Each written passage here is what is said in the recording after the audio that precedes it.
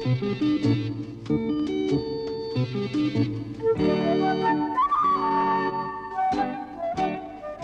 town is full of buildings, some tall, some short, some wide, and some narrow.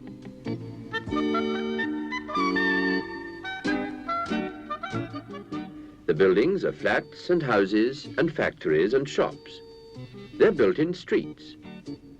The streets have cars and buses and lorries driving along them.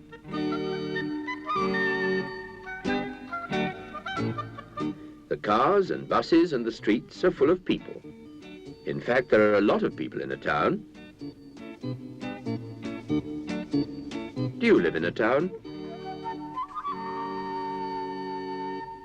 Mary, Mungo, and Midge live in this town. They live with Mary's mother and father in this tall block of flats. They live right at the top.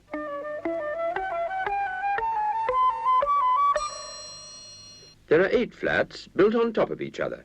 Mary, Mungo, and Midge live in the flat with the flowers growing in the window box. There's Mary, there's Mungo, and there's Midge. Mary, Mungo, and Midge have a large sunny room to play in, a room full of games and toys and picture books. But Mary isn't at home at the moment. She's gone to see the new house her aunt has just moved into. It's so quiet, with Mary away, that Mungo is having an afternoon nap. At least, it was quiet.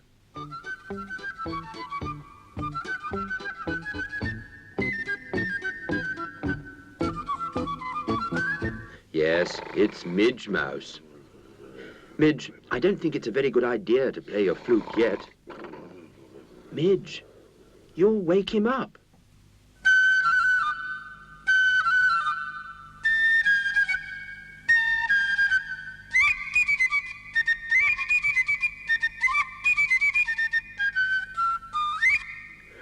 Midge Mouse, I was having a lovely dream.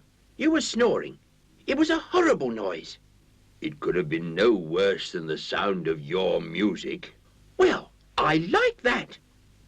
Anyway, now that you have woken me up, I think I'll go for a walk to meet Mary and her mother. You don't know where they've gone. But Mungo did know. He'd heard Mary's father say the new house was along the river and down the main road. Mungo often went for a walk by himself. He just had to bark to let Mary's father know he wanted to be let out. As they live in a flat right at the top of the building, they go down to the street by the lift. Mungo is quite big enough to work the lift by himself.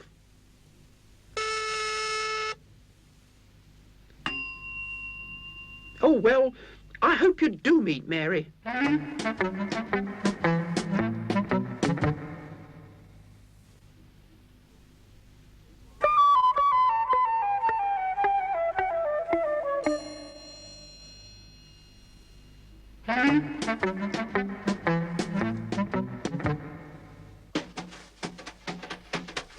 Left on his own, Midge was thoroughly enjoying himself. First, a ride round the playroom to see what he could find.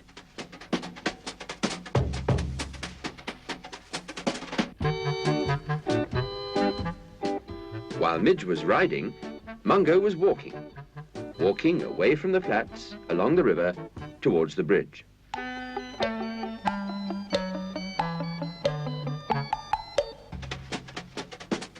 Midge drove up to Mary's toy yacht. Pity there was no water in the room to sail it.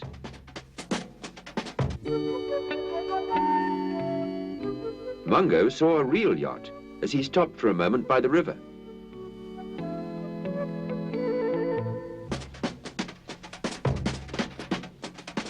Midge was enjoying himself. He liked driving the toy car.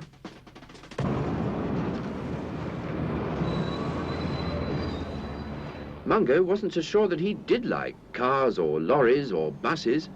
The real ones were so big.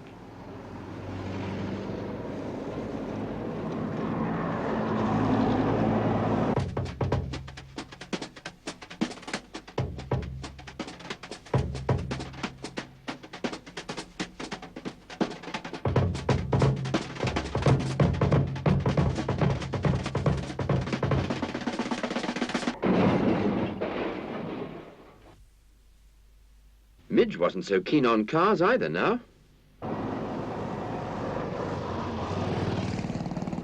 Mungo wanted to cross the street. He looked up and saw a beacon flashing. That meant there was a zebra crossing there. Mungo knew it was safer to cross the road on a zebra crossing. It's just as well you weren't driving a real car on a real road, Midge. The bumper's broken. Now what are you going to do?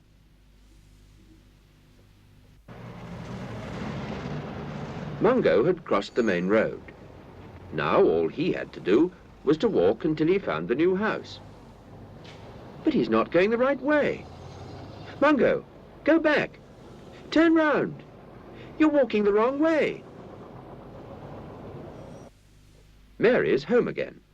Midge, Mungo, where are you? I'm here, but Mungo isn't. He went for a walk to meet you. We came back by bus. Oh, well, I expect Mungo will come home soon. Why are you standing by the car like that, Midge? But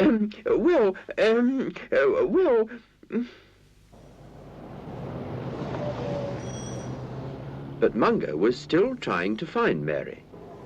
He walked and he walked. The new house couldn't be as far away as this. Mary was probably at home by now. He'd take a short cut along the river to the flats. But you've never seen this part of the river before, Mungo? And those aren't your flats, are they? They look quite different. Mungo was beginning to realize he didn't know where he was. He was lost. He didn't know where he was or how to get home.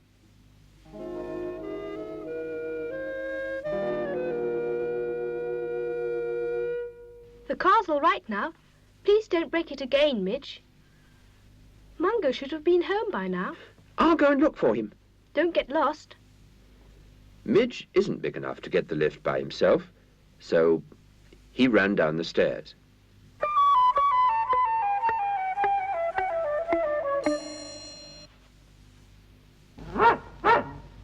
Mungo had decided to give himself up as lost. A policeman would know where he lived. Hello, dog. What's the matter? You look worried. What's your name? Oh, your name is Mungo. And your address is... Why, you live in those new flats right across the river. That's a long way. You'll never find your way back there on your own. I'll take you.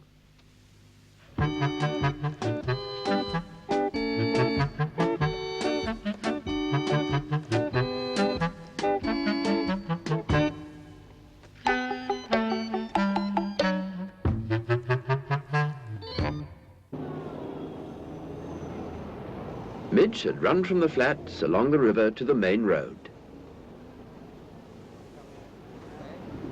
He saw the cars and buses and lorries, and they seemed even bigger and noisier to him than they had to Mungo. But he couldn't see Mungo anywhere. Midge remembered his own car crash. Perhaps Mungo had had an accident.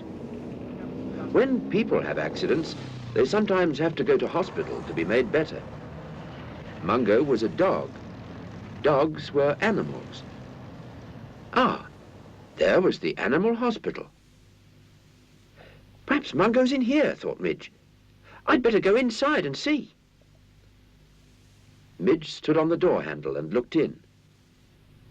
There were 3 dogs there, but none of them looked a bit like Mungo.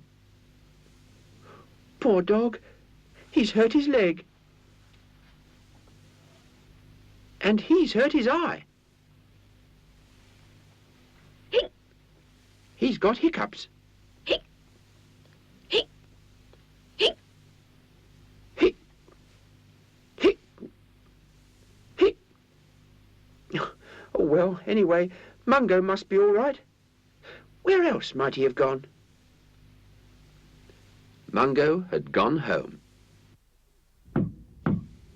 At least, the policeman had taken him home. "I believe this dog, Mungo, lives here. He was lost, so I brought him home." Oh, thank you, thank you. Mungo, I'm so glad you're back. Midge, of course, didn't know Mungo was safe at home. He was still looking for him. Where do animals go? Where do they live? I know, the pet shop. There are quite a lot of animals living there. Midge knew the pet shop well, because Mary's mother went there to get food for Mungo and for him. So he jumped up onto the door and looked inside. There was a dog having his hair cut and clipped, but it wasn't Mungo. It was a poodle. Midge looked round the rest of the shop. Perhaps Mungo was in one of the cages, waiting to be sold to a new owner. No, these dogs are still puppies. Mungo is a grown-up dog.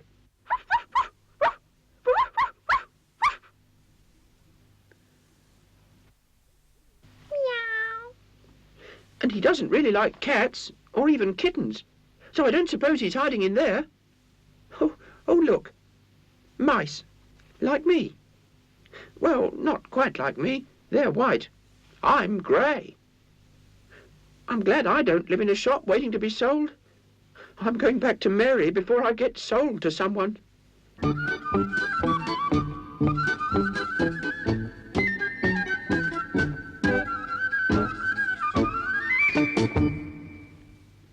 I wish Midge would come home. I expect he's lost now. I'm not lost. I went out to look for you, Mungo. And I found my own way home. I'm clever. Now, boys. Midge, you were very clever. But Mungo was clever too, because when he did get lost, he went to a policeman, and he had his name and address on him, so the policeman knew where he lived. So you were both clever, and we're all home, safe and sound. There.